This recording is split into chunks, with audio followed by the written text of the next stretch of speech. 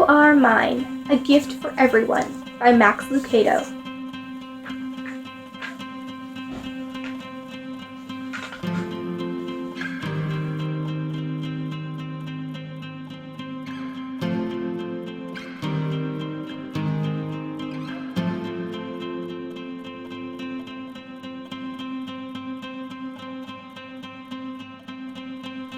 Boxes and Balls. Punchinello lived in Wemmixville. Just like the other Wemmicks, he was made of wood. Just like the other Wemmicks, he was carved by Eli, the Wemmick maker. And just like the other Wemmicks, he sometimes did silly things. Like the time he began collecting boxes and balls. Things started getting crazy when a Wemmick named Tuck bought a new box.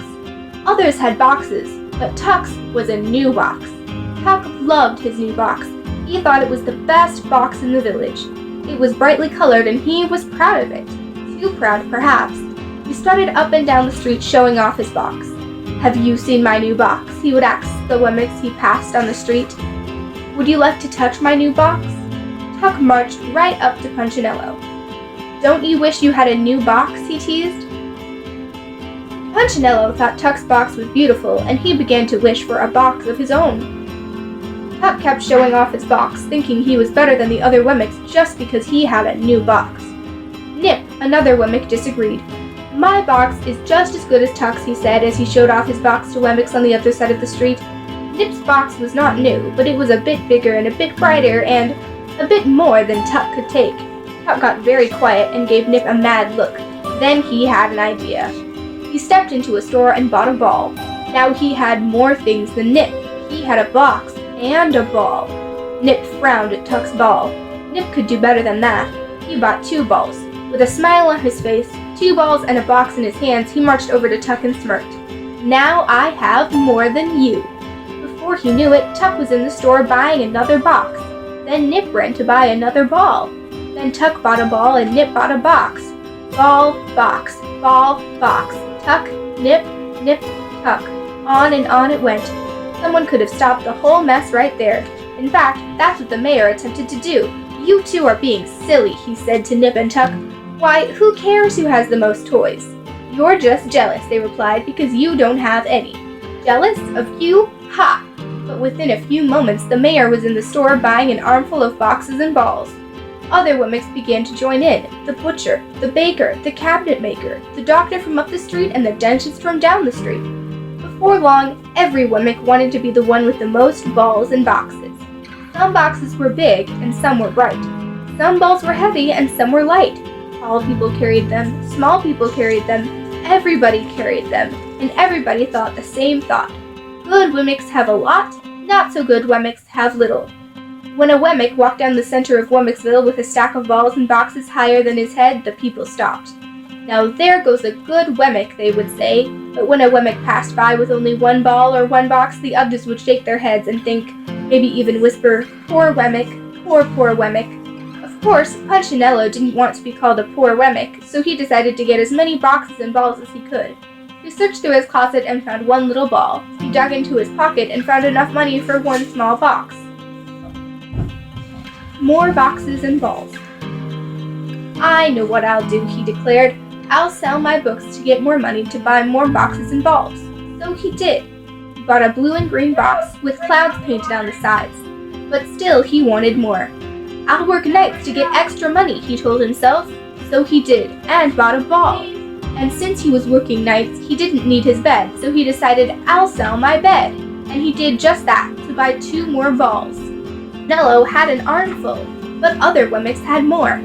Some of them had so many boxes and balls they actually had trouble walking. "It's hard keeping up with all my balls and boxes," they would say, acting like they were complaining, but really they were bragging. Punchinello wanted to be like these Wemmicks, so he sold more stuff and he worked more hours. His eyes were tired from not getting any sleep. His arms were tired from carrying toys. He couldn't remember when he last sat down to rest, and worst of all, his friends couldn't remember when Punchinello last came to play. "We haven't seen you for a long time," his friend Lucia said to him one day. "Why don't you come and play again?" asked his buddy Splint. Not everyone cared about boxes and balls. Punchinello's friends didn't, but Punchinello cared more about having boxes and balls than he cared about having friends. "I've got work to do," he would tell them, and his friends would sigh. Punchinello didn't care. He only cared what other box and ball people thought, and no matter what he did, he couldn't buy enough things to get their attention. Finally, he had an idea. "I will sell my house," he decided. "That's crazy," cried Lucia. "Where will you live?" asked Splint. Punchinello didn't know, but he didn't care. All he could think about was the boxes and balls he would have with all that money. So he sold his house. He bought boxes and boxes and boxes and balls and more balls. He carried so many toys he couldn't see where he was going. His stack went way above his head, but he didn't mind. So what if his arms ached? So what if he kept walking into walls? So what if he had no friends? He had boxes and balls, and when he passed Wemmicks, they would turn and say, "Wow, he must be a good Wemmick." Punchinello heard them. He couldn't see them, but he heard them, and he felt good. "I'm a good Wemmick," he thought. The rules change. But then, somebody changed the rules. It was the mayor's wife. She was very proud of her boxes and balls. She not only had a lot of them, but she also had special kinds. She bought them at the fanciest stores with funny names and left the names on the boxes so everyone would see them. She wanted to be the best Wemmick. One day she had an idea. "Not only will I have the most, but I will go the highest." So she climbed on top of one of her boxes and shouted, "Look at me, everybody!" Immediately, all of the box and ball people tried to outdo her. One climbed on a fountain, another on a balcony, and then another onto a roof. It was the mayor, however, who spotted the mountain. Behind the village of the Wemmicks was Wemmick's Peak. "I'm going to the top of the mountain," he shouted, hoping to get there first. The race was on to see which Wemmick would have the most and climb the highest. Wemmicks loaded with boxes and balls began running up the mountain. It was a crazy, crazy race. Since the wooden people couldn't see where they were going, they bumped into each other. Since they were exhausted, they fell over their own feet. Since the trail was narrow, some fell down the side of it. But they kept going. Bringing up the rear was Punchinello. He was having a hard climb, harder than the rest. After all, he'd only been a good Wemmick for a short time. He wasn't used to carrying so many boxes and balls. But he was determined. He kept putting one little wooden foot ahead of the other, but since he couldn't see, he didn't know he was on the side of the trail. And since he couldn't see, he didn't know that he had left the trail. All he knew was that all of a sudden he was all alone. "I must be ahead of everyone else," he thought to himself. And so he kept climbing up and up and up. "I must be very near the top. I'm such a good Wemmick, I'll be the highest with the most." About that time, Punchinello's foot caught the edge of something. He tried to keep his balance. His toy swayed to the right and then to the left. He leaned back, then forward, but he couldn't stop. He was going to fall. He didn't know, however, that he had walked up the trail to Eli's house. He tripped on the step of the porch and tumbled through the front door of Eli's workshop. When Punchinello realized where he was embarrassed. For a long time he stayed face down on the floor, surrounded by his boxes and balls. One of the balls rolled across the floor and stopped at Eli's workbench. That's when the woodcarver turned around. "Punchinello!" Eli's voice was calm and deep and kind. The Wemmick still didn't move. He could feel his wooden face turning red. "Looks like you've been carrying a big load." The weary Wemmick climbed to his knees but kept his head low. "These are my boxes and balls," he said quietly. "Do you play with the boxes and balls?" asked Eli. Punchinello shook his head. "Do you like boxes and balls?" "I like the way they make me feel." "How do they make you feel?" "Important," Punchinello answered, still with a small voice. Eli observed. "So you've been thinking like the other Wemmicks. You've been thinking that the more you have, the better you are and the happier you will be." "I suppose so."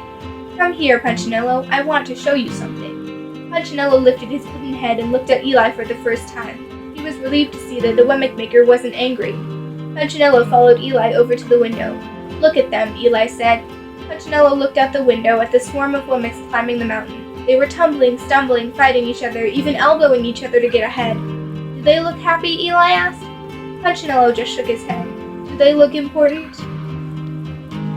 "Not at all," Punchinello said, noticing the mayor and his wife. The mayor was on the ground, and she was stepping on his back. She had a box on her head, and he had a ball in his mouth. "Do you think I created Wemmicks to act that way?" asked Eli. "No." Punchinello felt a big hand on his shoulder. "Do you know how much your boxes and balls cost you?" "My books and my bed, my money and my house." "My little friend, they cost you much more than that." Punchinello was trying to remember what else he had sold when Eli continued. "They cost you happiness. You haven't been happy, have you?" Punchinello paused. "No. They cost you friends, and most of all, they cost you trust. You didn't trust me to make you happy. You trusted these boxes and balls. Looked at the pile of toys. All of a sudden, they didn't seem so valuable. I kind of messed up. That's okay, Eli replied. You're still special. Punchinello ducked his head and smiled. You're special, not because of what you have.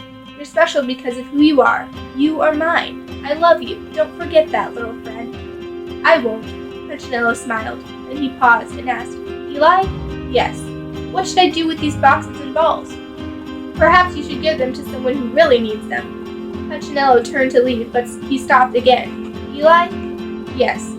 I don't have a place to sleep. Eli smiled and offered, Would you like to sleep here tonight? I sure would. I'm very tired. And so, that night, Punchinello slept on a bed of wood shavings. He slept well. It felt good to be in the house of his maker. The end.